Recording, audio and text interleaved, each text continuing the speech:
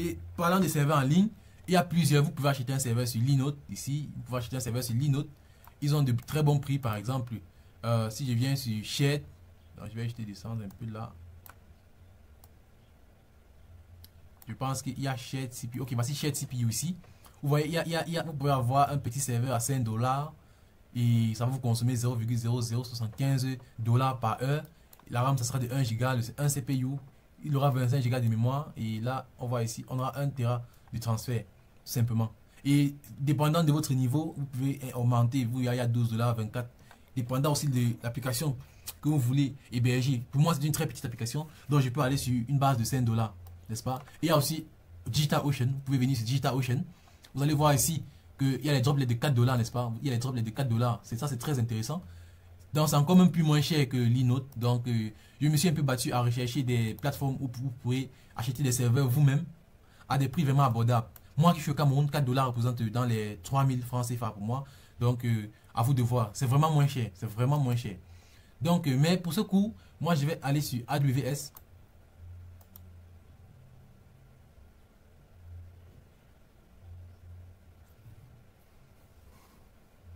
Ok, j'ai pu me connecter à mon AWS, à mon compte AWS. Donc, je vais aller sur EC2.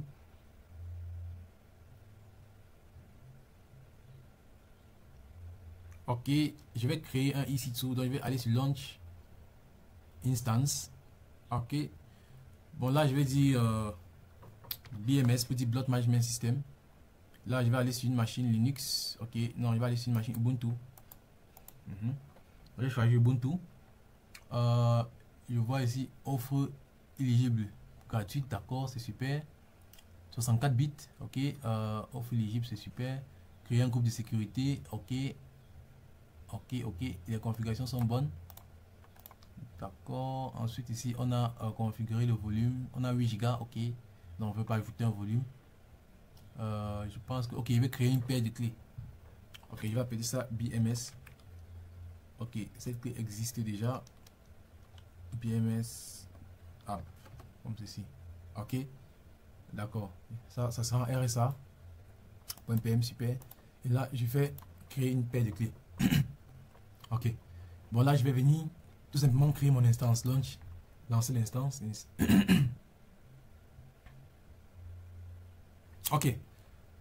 Ça a été créé. Je vais afficher toutes les instances que j'ai ici. Donc, ici, j'ai un BMS. Donc, c'est ici là qu'on va se connecter. Donc, je vais entrer là et je vais me connecter à cette instance ici. Je vais venir sur SSH Client et je vais copier ceci. Ok. Je copie ça. Je viens dans... Ok, je copie ça, j'ouvre un terminal.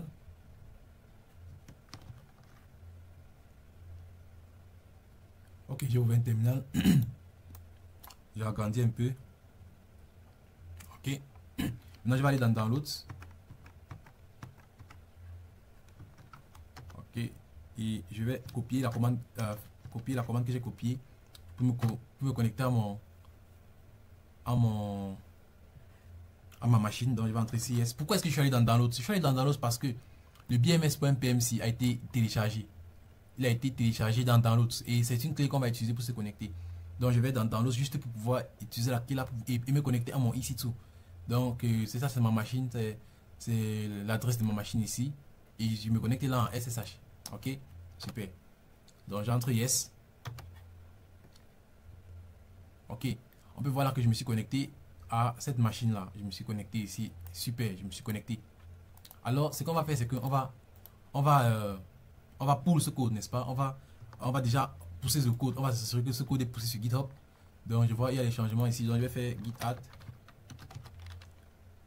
add git commit -m. Je vais dire ici fit.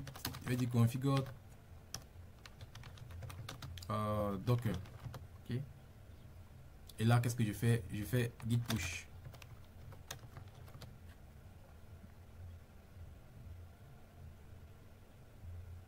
Ok. Donc le code a été poussé. Donc je vais aller maintenant sur GitHub compte et je vais aller chercher le lien de mon dépôt. Le lien de ce dépôt là. Le voici ici. Donc je vais cliquer dessus.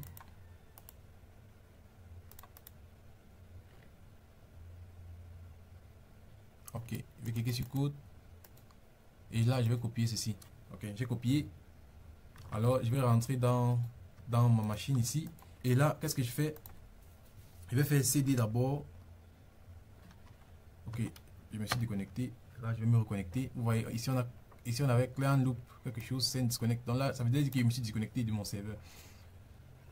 Maintenant, je me suis reconnecté. Donc, je vais jeter clair. Et qu'est-ce qu'on va faire ici? On va faire CD var www. Ok, apparemment, ce fichier n'existe pas. Donc, je vais faire jeter CD var comme ça. Et là, je vais faire mcd www. Ok, là, je vais faire sudo mcd www comme ceci. Ok, ça a été créé. Là, je vais cd www. J'ai rentré ici et c'est ici là que je vais pour moi. Je vais cloner le projet. Donc, si je vais faire git clone, je clone, je copie.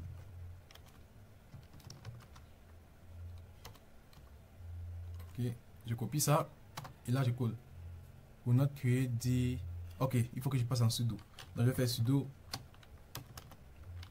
Bon, je vais faire sudo su pour me connecter directement en route et taper mes commandes comme je l'entends. Donc là, je vais faire git clone comme ceci. Ok, là on vient de me cloner le projet. Le projet est cloné. Si je fais ls, on a le projet ici. Donc voici ceci. Donc maintenant, comme ça c'est une nouvelle machine, il faut bien que qu'on installe Nginx, on installe Docker à l'intérieur. N'est-ce pas? Il faut qu'on installe Nginx et Docker. Et aussi Docker Compose. Alors je vais venir ici. Je vais venir là. Ok, c'est pas là. C'est où? Ok. Je cherche la documentation qu'on a ouvert tout à l'heure. Ok, je pense que on va juste ouvrir un autre onglet ici. On va dire installing Docker. Ok, voici Ubuntu. C'est ça qu'on va choisir. Ce navigateur dérange un peu, donc je vais changer de navigateur. Je vais juste venir là. Installing Docker. Ok, voici Ubuntu. On sommes sur une machine Ubuntu, n'est-ce pas? Donc c'est ça que nous allons choisir. Ok, ok. Nous avons les commandes à suivre. Ok. Donc, on official packages to install. Et là, voici installing methods. Ok. Setup Docker apt repository. Super. Donc, voici la première commande qu'on va exécuter. Donc, je copie ça. Mais avant d'installer tout ça, vous savez bien qu'il faut qu'on mette la machine à jour. Donc, on va d'abord faire un sudo, un apt, sudo apt, sudo apt update. Ok. On va avoir la machine à jour. Ok. Ensuite, qu'est-ce qu'on fait? On va faire un upgrade.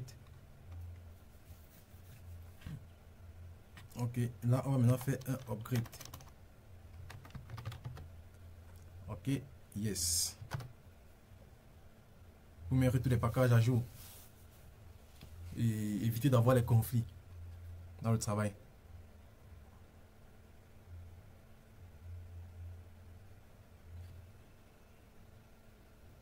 Ok. Le temps que ça finit, on va aller copier la commande. Ok, on a copié.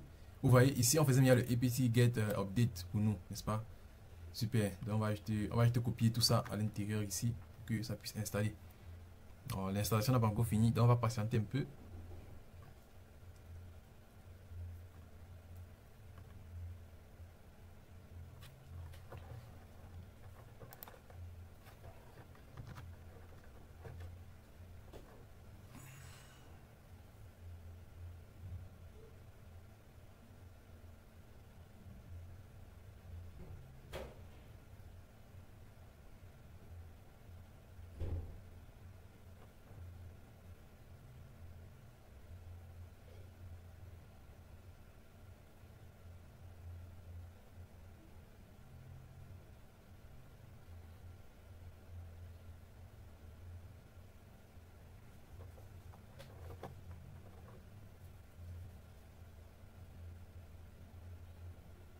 Ok, c'est terminé. Oh, en fait, je me suis déconnecté. Oh, j'ai eu un problème de réseau, je me suis déconnecté, donc je vais encore me reconnecter. Ok. Ok, on s'est reconnecté. On s'est reconnecté. Bon, je vais relancer la dernière commande. Donc, c'était sudo apt upgrade. Ok, tout était bon, tout s'était terminé avec succès. Maintenant, rentrons recopier encore cette commande là et revenons ici.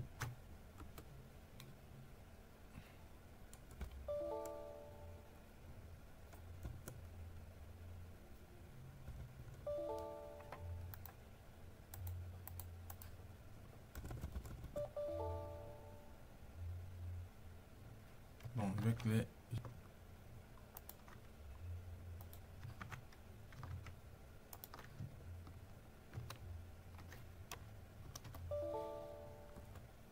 Ok, je vais lancer. Ok, c'est bon, on va aller à l'étape suivante. On va aller à l'étape suivante. La deuxième étape ici, on dit sudo apt get docker. Ok, on va copier ça et le coller ici. Entrée. Ok, j'ai quelques erreurs là. On dit has no installation candidate. Bon, je sais pas pourquoi ça dérange. Bon, puisque ça dérange, on va faire quelque chose de très simple. On va juste aller sur ChatGPT ou même sur Copilot ici. Il va Copilot.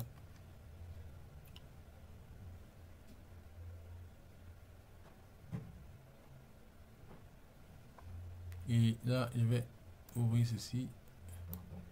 Et je vais lui donner cette erreur-ci qu'on a. On va copier ça et je vais le copier juste ici. Je vais dire trying to install Docker and Docker Compose.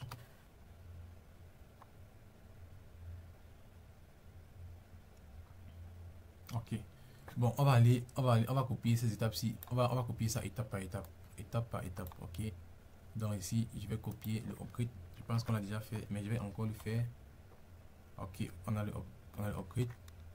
Ensuite ici, qu'est-ce qu'on a? On a le sudo apt install. Ok, je copie ça. Je le mets là. Yes. Ok. Ensuite, qu'est-ce qu'on a ici? On a le official GPG key. Ok, là je copie. Je le mets là. Ok. Ensuite, on a le Docker repository. Ok, je copie ça. Je le mets là. Ok, ça installe. Ok, c'est bon. Ensuite, qu'est-ce qu'on fait? On va encore update tous les packages. Ok. Maintenant, qu'est-ce qu'on va faire pour finir? On va juste installer tout ça. Et là, je copie. Et là, je dis yes.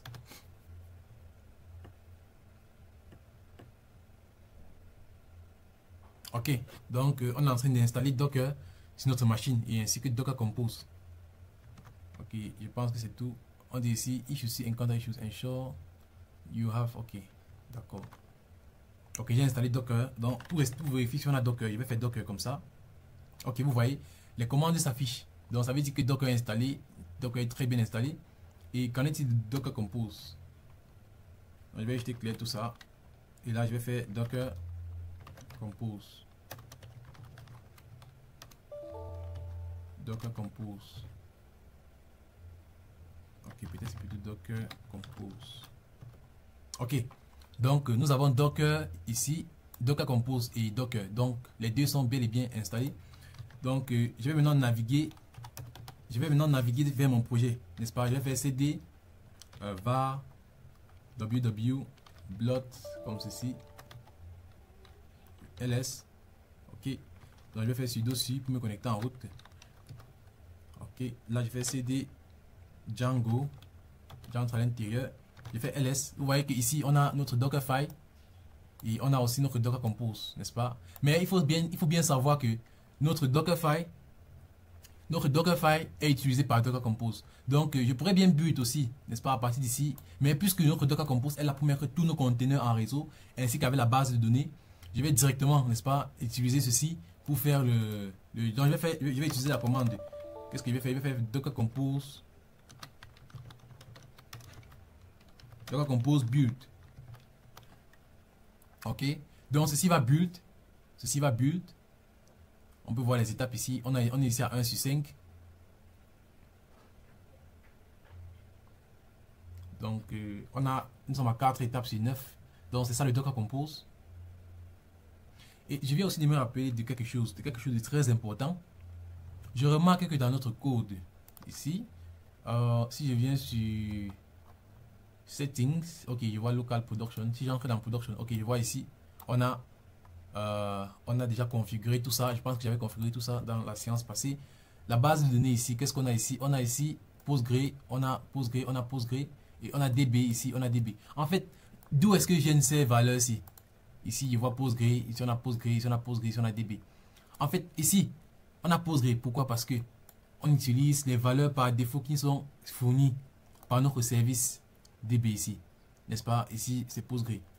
Tout simplement. C'est-à-dire les variables qu'on a définies ici. Le nom de la DB, ça sera Postgre. L'utilisateur, ça sera Postgre. Le Postgre password aussi restera Postgre. N'est-ce pas? Et le nom du host, ça sera DB. Le nom du host, ça sera DB. Et par défaut, nous savons tous que dans ce genre de système, nous savons tous que le port par défaut, c'est le 5432 pour Postgre. N'est-ce pas? Nous savons tout ça. Donc, ici, on va voir ici PostgreDB, Postgre. Ici, on va Postgre User, Postgre. On va encore Postgre Password. Ici, ça sera toujours à Postgre. Et maintenant, le host, on va passer sur le nom de la DB.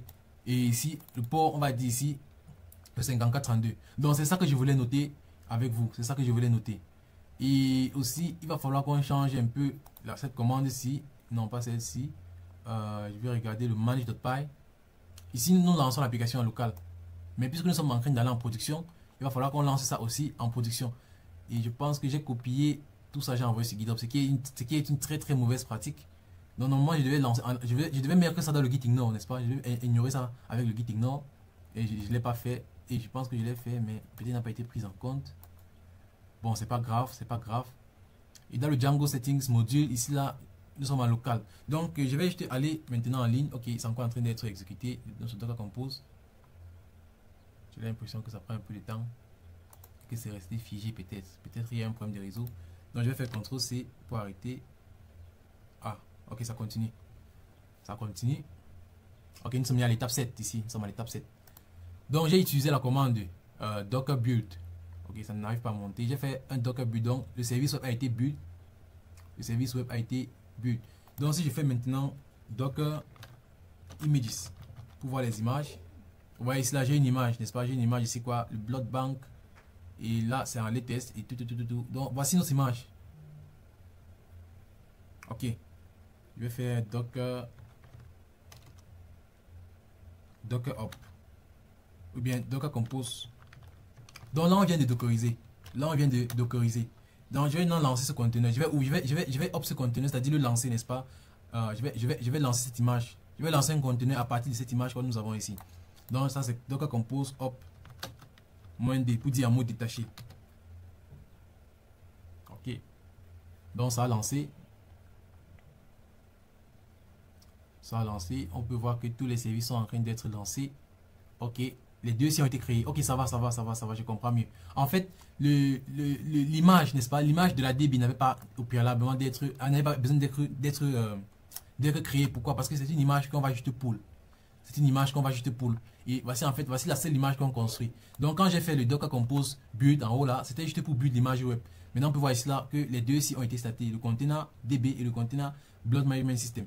Donc si je fais Docker Compose, non, je fais juste Docker PS, on va voir ici que nous avons deux services. Nous avons deux services ici. Nous avons déjà un premier service, désolé, nous avons déjà un premier service Django, un premier conteneur pour le Django Blood Bank Management System. Et voici ça ici, j'ai donné le nom BMS et aussi le nom de celui-ci c'est quoi? C'est DB. Donc si on veut voir par exemple les locks, on va juste faire Docker Compose locks, n'est-ce pas? Locks, et je vais dire ici -F. Là, ça nous affiche tous les logs. Ça nous affiche tous les logs. Donc, on va commencer. Les logs, vous voyez, les migrations ont été faites. Les migrations ont été faites. Pourquoi? Grâce à notre fichier SHC. Grâce à notre fichier SH. Mais on va essayer de suivre le flow. On va essayer de suivre le flow. Donc, qu'est-ce qui se passe? Lorsqu'on fait le Docker Compose, ok, voici les logs qui commencent ici. Quand on lance le Docker Compose, c'est d'abord la base, c'est d'abord le web qui est lancé. Vous voyez, les requirements ici sont exécutés. Ces requirements ici sont exécutés. Ensuite, qu'est-ce qu'on a? Les requirements sont exécutés. Ensuite, qu'est-ce qu'on a? On va descendre un peu. On va descendre. Ok, les requirements sont là. Et qu'est-ce qu'on va faire? On va apply les migrations. Donc, c'est juste pour vous montrer que d'abord, on a build le container. On va suivre le flow dans le Docker Compose.yaml ici. On va voir que on va d'abord build, n'est-ce pas? Lorsqu'on a build, qu'est-ce qu'on va faire? On va donner le nom au container. Ensuite, on a ici le restart. Et là, ici, on a le volume. N'est-ce pas? On a le volume. Et maintenant, on va ouvrir cette application sur le port 8020. N'est-ce pas? Et ce service dépend de la DB. Super. Et maintenant, qu'est-ce qu'on va faire ici? On va lancer, n'est-ce pas, ce service-ci. Avec quoi? Le shrun.sh. Donc, on va lancer ça comme ça. Et c'est cette commande-ci qui est en train d'être exécutée ici. Donc, on va regarder ici le run.sh ici. Donc ici on va voir le pip install, c'est ça que nous avions juste là, nous avons fait le pip install, donc c'est ça que nous sommes en train d'installer ici, on installe les requirements. Ensuite ici on a le Python migrations, donc si on descend un peu plus bas, vous voyez qu'on passe maintenant aux migrations ici, on passe aux migrations, les migrations sont faites. Et qu'est-ce qu'on fait ensuite? Ici on a le make migration et ensuite le migrate. Donc si je regarde quelque part ici, vous voyez on aura un truc comme no migrations to apply, voici ça ici, no changes detected, donc no changes detected, ça c'est après qu'on ait lancé le make migrations. Non, on a d'abord no changes detected. Et ensuite, on a les migrations qui sont en train d'être exécutées. Ensuite, après les migrations, qu'est-ce qu'on fait? On fait le collect statique pour voir si peut-être il y a les images. Donc, si je descends là, vous voyez, on veut ici collecting statique. Et on a collect 213 statique, n'est-ce pas? Et là, qu'est-ce qu'on fait ensuite? On va juste attendre 5 secondes et on va lancer notre application avec Gunicon. Donc, notre application est lancée ici avec Gunicon. Vous voyez, voici 2 threads et voici 2 workers. Tout ce que nous avions défini ici. On va voir ici, on a 2 threads. 2 workers, on a aussi 2 threads, on a un temps de 3600. Donc tout ceci est bel et bien défini ici. Donc voici le bind, n'est-ce pas, le port sur lequel on a décidé de lancer l'application. Et on a plusieurs autres informations, n'est-ce pas, on a plusieurs autres informations. Et là, notre application est lancée. Notre application est lancée et elle n'attend que des requêtes absolument. Ok, super. Donc je vais faire CTRL-C.